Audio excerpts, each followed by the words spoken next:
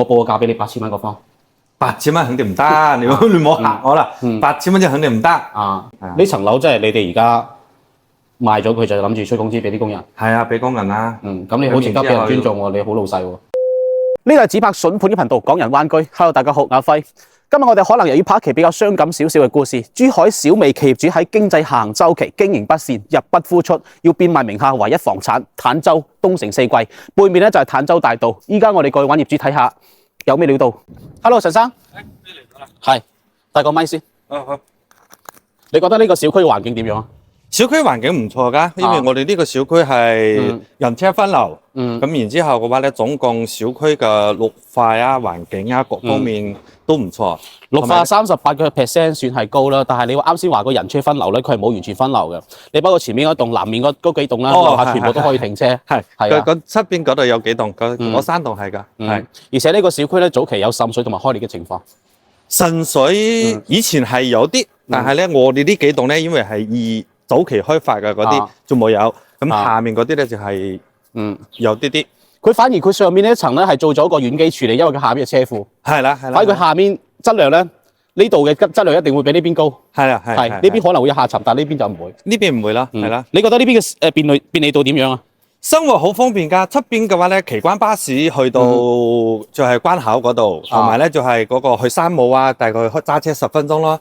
商都嗰度就係15分鐘咯。咁同埋咧就係醫院咧，旁邊就係個南華醫院咯。呢個小區旁邊就有一個醫院㗎啦。咁各方面嘅話咧，去到上涌嗰個關口啊，各方面嘅話咧，大概都係10幾分鐘㗎啦。珠海圈嘅話，我哋喺邊棟啊？就喺呢棟啦。就喺呢棟。係。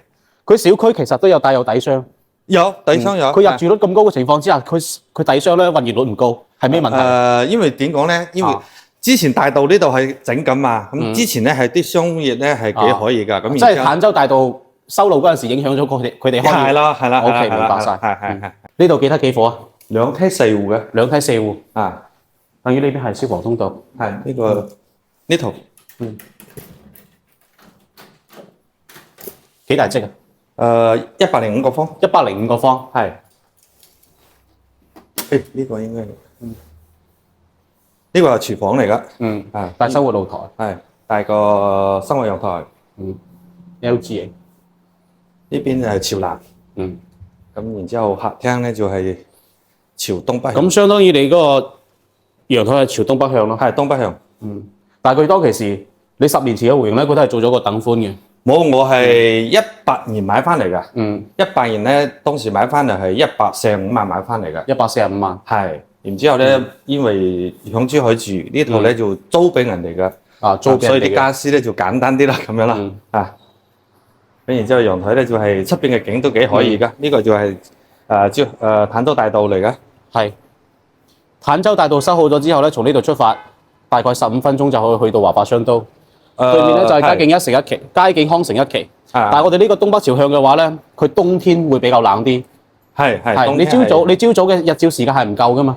早上咧係太陽喺呢邊起咯，大概有個3個鐘左右嘅時間啦。係啊，日照時間唔夠。做咗幾房？3房。3房。相當於1間房、2間房朝東北。當時你哋係毛坯買翻嚟定係點樣？毛坯買㗎。毛坯買翻嚟嘅。係，不過咧就係裝修嘅時候咧有啲時間㗎咯。即係全部都係你哋後期裝㗎啦。3開跟東北朝向，反而呢間房係朝南。呢間房會比較咩啲？你睇下以前10年前嘅澳型啦，都已經可以做到80 cm，但係當其時係違規報建呢啲。當時呢個可以拆㗎，我未拆。呢個可以打。依家出咗新規之後咧，即係舊年出咗新規之後咧，可以做到80 cm 先變成合情合理合法。但係隔離嗰度咧，佢朝南比隔離嗰等，呢個應該係其實03戶型係嘛？03戶型擋咗佢呢個採光面。主人房、土間，哇！嗰間主人房好闊。個主人房個空間係可以㗎。當時如果你哋有諗過搬入嚟住嘅話，點解啲衣櫃唔做個訂製到訂咧？咁咪容易積灰塵咯。當時係屋企人唔買嘅，我又唔。雙層玻璃，隔音可以㗎。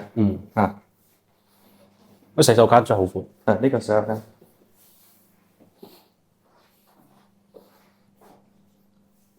1.8米都應該有個闊度。坐下先啦。好，坐下啦嚇。坐呢邊得嘛？坐呢度啦係嘛 ？OK，好。因為呢個係當時出租㗎，咁所以啲家私咧就簡單咗啲。你當時係諗住租嘅105個方係嘛？嚇，105。原購價幾多啊？原購合同咧當時係中介嗰度買翻嚟係145。145嚇，咁然之後105個方。100。相當於你嗰陣時買翻嚟係13,800。係毛坯啊。毛坯買翻嚟13,800。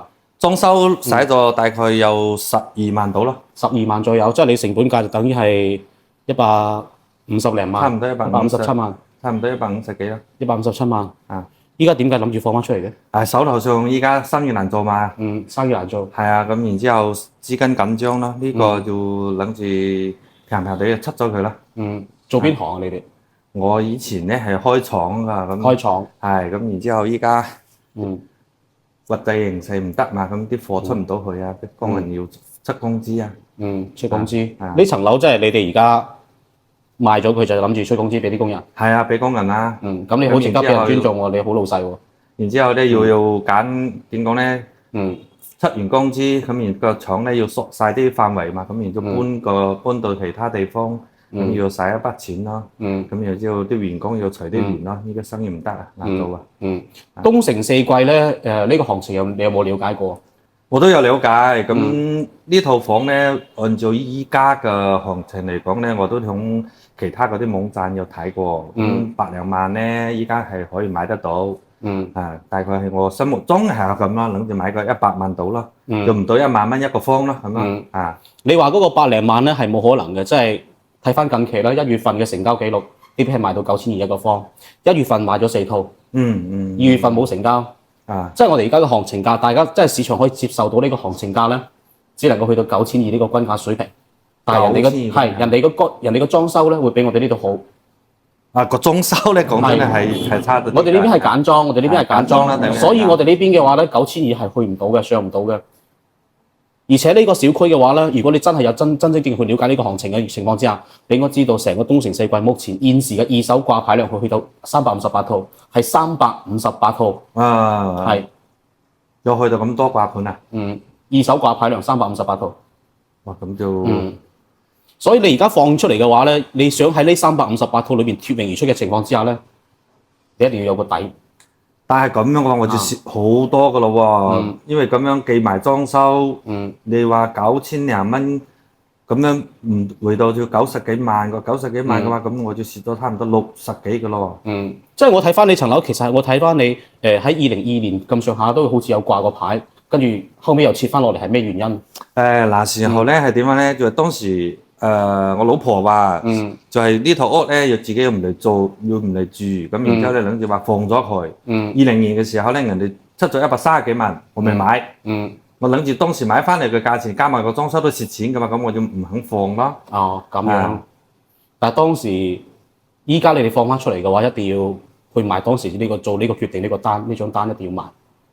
咁依家係決定咗㗎啦，就係放㗎啦，冇辦法㗎啦，因為工人工資等住人哋家庭嚟㗎，都等住要使錢㗎嘛。咁我哋都要負個責任㗎嘛。或者我報個價俾你啦。第一，我哋呢邊係中低樓層6樓。第二，我哋朝東北向，呢邊靠近馬路。如果你唔閂窗嘅情況之下，首先係呢個灰塵影響同埋呢個噪音影響。所以我哋呢個價錢咧係去唔到人哋9200呢個單價嘅。我報個價俾你8000蚊個方。8000蚊肯定唔得，你唔好嚇我啦。8000蚊就肯定唔得。真係有心要嘅話，你睇下8500咁樣咯。8500係幾錢啊？8500嘅話應該都係80幾萬到㗎嘛。8500，相當於你係892500。如果你892500呢個價嘅話，你總數放出去嘅情況之下咧，你睇樓人會比較少啲，同埋你成交周期，就算有人要，你成交周期都會好長。如果一個禮拜可以出到幾錢？如果一個禮拜，即係我哋而家有客要坦洲啲樓嘅，就係8000蚊個方。8000啊？8800。即係而家其實我哋手上有好多客，即係好多澳門人，佢想買坦洲呢啲樓，即係佢哋本身有通勤需要嘅，佢哋能夠接受到呢個價錢咧，就8000蚊嘅啫。係。8000蚊。嗯，咁如果係咁樣嘅話，你咩咯？如果一個禮拜可以出到，你幫我揸飛 OK 就好嘛8000係嘛？啊8000乘以105，84萬一口價可以，OK 係嘛？啊，多謝晒，好。唔該晒。